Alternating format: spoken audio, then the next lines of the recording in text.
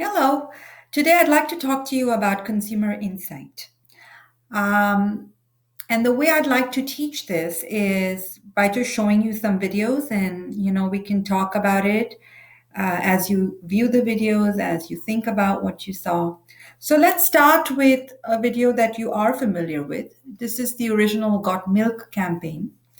Um, John Steele, who actually created this campaign, did a lot of market research with his team. He was an account planner, and he came up with one insight, and that insight was deprivation. Okay, so let's look at this, and then we'll discuss.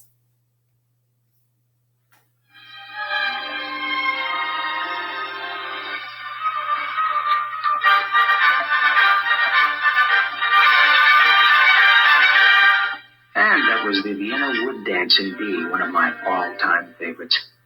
And now let's make that random call with today's $10,000 question. It's a tough one. Who shot Alexander Hamilton in that famous duel? All right, let's go to the phones and see who's out there. Hello, for $10,000. Who shot... Excuse me?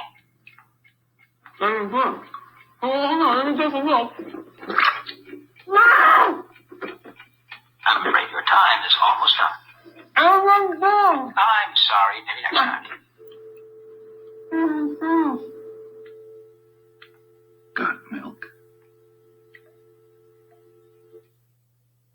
So very clear sort of consumer insight.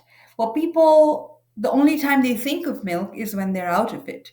And there are lots of ads within this campaign where they show a food that complements really well with milk, and then they say, well, sorry, you live in a town without milk. Sorry, there's cookie, but there's no milk for you to dip the cookie in, right? And this is what, so that the food is ruined, the moment is ruined, and just beautifully done.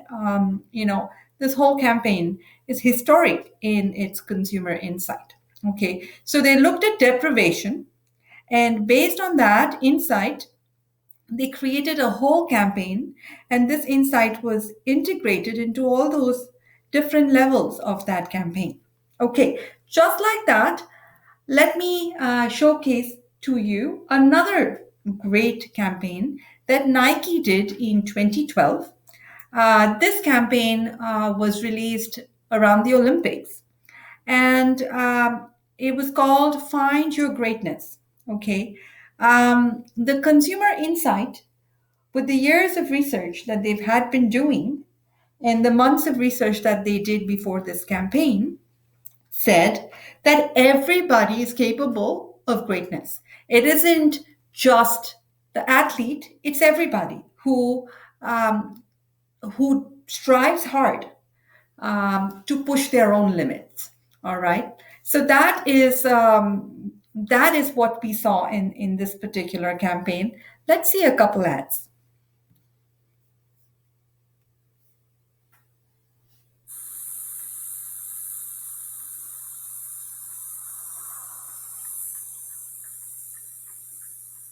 Greatness. It's just something we made up.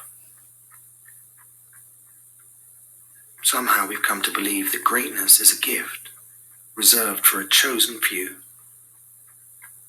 for prodigies, for superstars, and the rest of us can only stand by watching. You can forget that. Greatness is not some rare DNA strand. It's not some precious thing. Greatness is no more unique to us than breathing. We're all capable of it. All of us.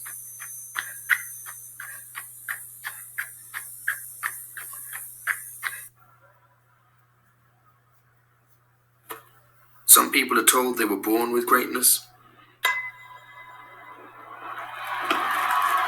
Some people tell themselves.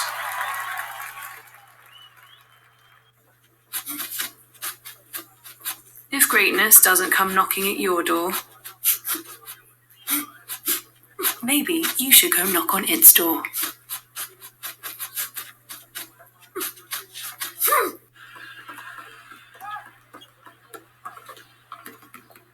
Sometimes greatness is about overcoming insurmountable adversity.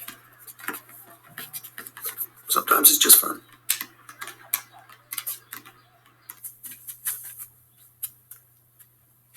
Greatness isn't always measured in tenths of a point.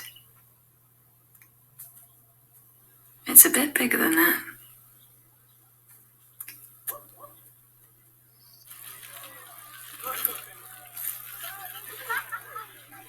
Sometimes greatness is something you plan. But most of the time, it's just something you try. It's easy to think greatness is only something you see on TV. Unless, of course, greatness is watching TV. Okay, so what you're seeing here is a message that has mass appeal. Okay, and the account planners conducted market research, got all that information out, right? Analyzed, did an interpretation of the data, right? And created personas, right? And it's very much data-driven personas. And that is what sort of is appealing to the emotions of their target audiences, and also telling everybody who watches this ad or follows this brand that it's not just for professional athletes, but it's for everyone. Okay, so that was Nike.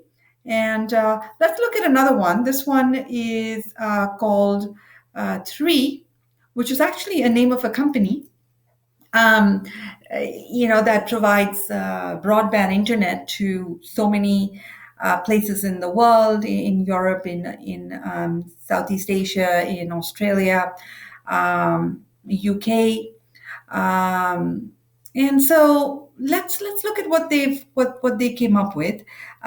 They did a lot of research, and they came up with an insight that says we love to brag. Okay, so let's look at the video.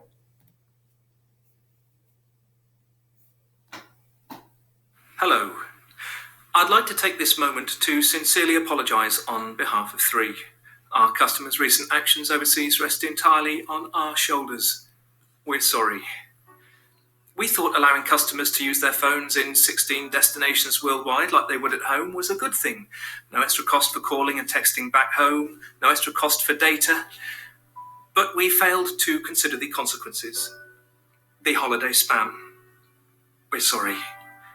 Sorry for all the sunsets, the fancy cocktails, for plane wing after plane wing after plane wing. Sorry for the mini monuments, the beach feet, the street food, the hashtag no filters, the hot dog legs. We deeply regret the frustration this has caused, and we urge all 3 customers, when abroad, please brag responsibly. Thank you. Okay, very interesting commercial, and they had several series of them actually. It's about 60-second TV ads. And what is it that they showed? They showed people who are traveling and taking these cliched photos, and then they're uploading them on social media and for their friends and family members back home. So it's a clearly like genuine insight into how people behave on holiday. And the insight is we love to brag about where we are and what we're doing. And so what they did, how did they come up with that insight? They tracked the data usage of a group of customers abroad, and then they realized that most of the data that was used was for the uploads on social media, right? And based on that creative insight, that finding, they came up with this cool campaign with the idea that says holiday spam, thanks to their new offer. Their new offer was that they can do this free, right? At no extra cost. you can use our phones abroad. So very interestingly done. Couldn't have come up with this sort of insight without the market research. And the campaign would have fallen flat without this kind of insight, right? So it's all really sort of connected and really important for any kind of advertising that we do out there. Okay, last one. And this one is called Beats by Dr. Dre. And here's what I would like to show you. Here we go. The point that this particular campaign and many campaigns that they've done in the past has been about the fact that music is great for athletes. Music builds our confidence, athlete confidence. Music is great to get into the zone and focus, right? So here what you want was a 2014 campaign. And then this particular one that you see here is called Unleashed. And this is a slightly newer campaign. Exact same idea. Music improves our focus and builds our confidence. And of course, it's going by testimonials here, building their credibility through sports celebrities. So let's see it.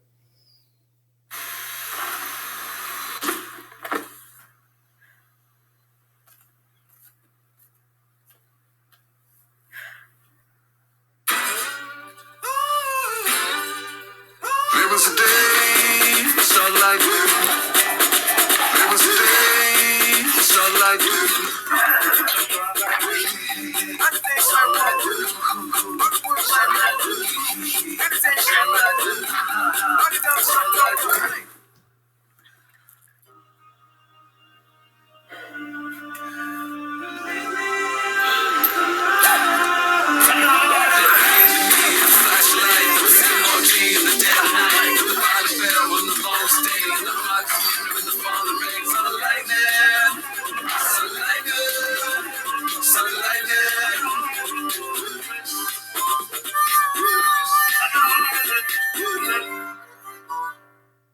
Okay, so this is one of their newer campaigns. What I want you to know is that the insight around music and athletes and focus and motivation, all of this came from the fact that they did the research into the listening habits of athletes and how it was important for a lot of them to improve their focus and build their confidence, right? And this sort of insight that tapped into, the power of music to move, to inspire people, and no matter what, in whatever situation they are, this is the best that they can be. This insight really sort of connected with people. So Beats, by Dr. Dre became the #1 selling headphone in North America and Europe with the release of this campaign. Following the release of this campaign and the fact that they did so well, Apple acquired them. Okay, so for $3 billion or some crazy number like that. So something to remember, if you are responsible for a brand's advertising, look deep down, do the research as an account planner, and come up with a consumer insight that resonates with its potential customers. Okay, when you have great insight, you can create great ads. All right, that's it from now.